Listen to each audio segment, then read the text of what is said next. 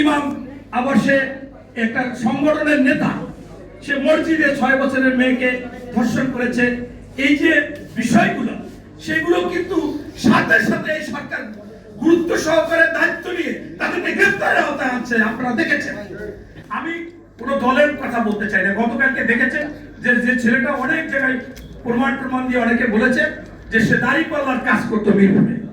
কিন্তু আমি মনে করি কোন দল না, যে ধর্ষক সে অপরাধী, তাকে অপরাধী হিসেবে, ধর্ষক হিসেবে তার বিচার করতে হবে কঠিন। এবং এটা ইনশাআল্লাহ এই বাংলার মাটিতে তারেক রহমানের নেতৃত্বে হবে এবং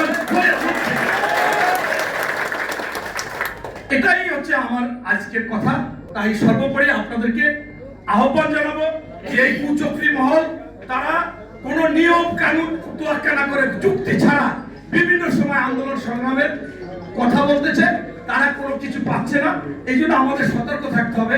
আমরা জাতীয়তাবাদী শক্তি, যাতে কেউ আমরা অপরাধে জড়িত না হই। আজকে দেখেছেন যে গতকালকে দেখলাম কয়েকটা পেপার পত্রিকা এখানে ভালো ভালো কালবেলায় যে অমুক জায়গায় জামাতের আমিরের বাড়িতে ইমাম মুয়াজ্জেমের সেই চাল পাওয়া গেছে। আবার আরেক জায়গায় দেখলাম যে সেখানে সরকারি যে বরাদ্দ গরিবের মানুষের সেই চাল পাওয়া গেছে আমিরের জামাতের একজন লোকের। এরকম কিন্তু হচ্ছে। কিন্তু এমন অবস্থা মনে হয় যেন তারা ভাজা মাছ উল্টায় খাইতে পারে না। তারা খুব সৎ, ইমানি, তারা জান্নাতি, তারা কোনো মিথ্যা কথা বলতেই পারে না। তাদের সম্পর্কে যদি আমি কোনো কথা বলি, মনে হয় আমি জাহান্নামী হয়ে যাবো, আমি পাপ হয়ে যাবে।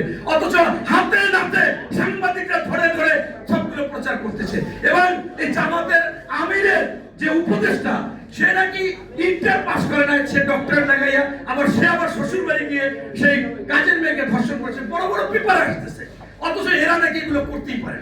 তাই সর্বোপরি বলবো যে আপনারা সোচ্চার থাকবেন, আমাদের মাধ্যমে যেন কোনো অপরাধ না হয়। এবং আমরা যেখানেই দেখবো যে ঘুষ, দুর্নীতি, সন্ত্রাস, দখল, চাঁদা, মাদক, ধর্ষণ আমরা প্রতিরোধ করব, প্রতিবাদ করব, তাহলেই তারেক রহমানকে সহযোগিতা করা হবে।